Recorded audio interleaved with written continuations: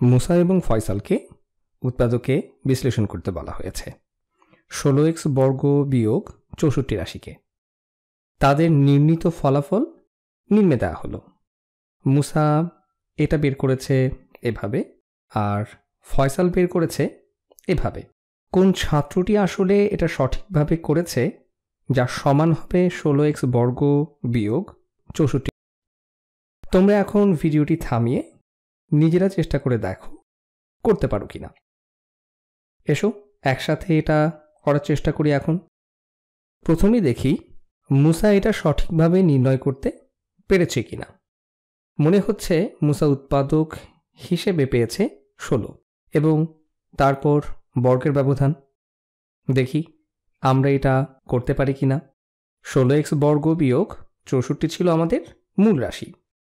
একে আমরা লিখতে পারি 16 গুণ x বর্গ বিয়োগ 16 গুণ 4। যখন তোমরা এভাবে লিখবে তখন বুঝতেই পারছো 16কে কমন নেওয়া যেতে পারে। তাহলে এটা সমান হবে 16 গুণ যেটা বাকি থাকে x বর্গ বিয়োগ 4, আর এখন x বর্গ বিয়োগ 4 এটা বর্গের ব্যবধান। তাহলে একে আমরা উৎপাদকে বিশ্লেষণ করতে পারি এভাবে। 16 আমরা কমন নিয়েছিলাম, এরপর এই অংশকে আমরা লিখতে পারি x যোগ 2 গুণ x বিয়োগ 2, x যোগ 2 গুণ x বিয়োগ 2। আমি এখানে যেটা করলাম x বর্গ বিয়োগ 4কে x যোগ x গুণ x বিয়োগ 2 হিসেবে লিখে ফেললাম। মূলত ব্যাপারটি হচ্ছে a বর্গ বিয়োগ b বর্গের সূত্র মোতাবেক এটা হবে a যোগ b গুণ a বিয়োগ b। এক্ষেত্রে এটা x বর্গ বিয়োগ 2 বর্গ, একে ভাঙলে হবে x যোগ 2 গুণ x বিয়োগ 2। তাহলে মুসা এই কাজটি করেছে, অর্থাৎ মুসা 16x বর্গ বিয়োগ 64 এর সমমানের রাশিটি লিখেছে। এখন এসো দেখি ফয়সাল কি করেছে। ফয়সাল 16কে কমন নেয়নি।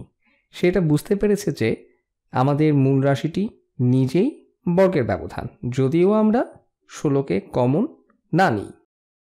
তাহলে এটা লিখে ফেলি আমাদের মূল রাশিটি। আমি এটা একবারে লিখে ফেলতে পারি। আমি আসলে মূল রাশিটি প্রথমে লিখে ফেলি।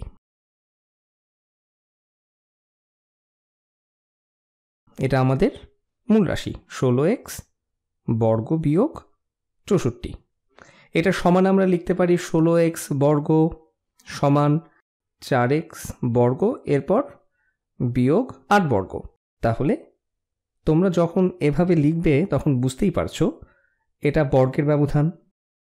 এখন এটা সমান হবে 4x যোগ 8 গুণ 4x বিয়োগ 8, 4x যোগ 8 গুণ 4x বিয়োগ 8। আমি আবারও বলছি, তোমরা যদি এই শেষ ধাপটি না বুঝে থাকো তাহলে তোমরা আগের ভিডিওগুলো দেখে নিতে পারো। কিন্তু যখন তোমরা এটার দিকে খেয়াল করবে ফয়সাল যে রাশিটি বের করেছে সেটা আসলেই 16x বর্গ বিয়োগ 64 এর সমান। অতএব তারা দুজনই সঠিক উত্তর লিখেছে।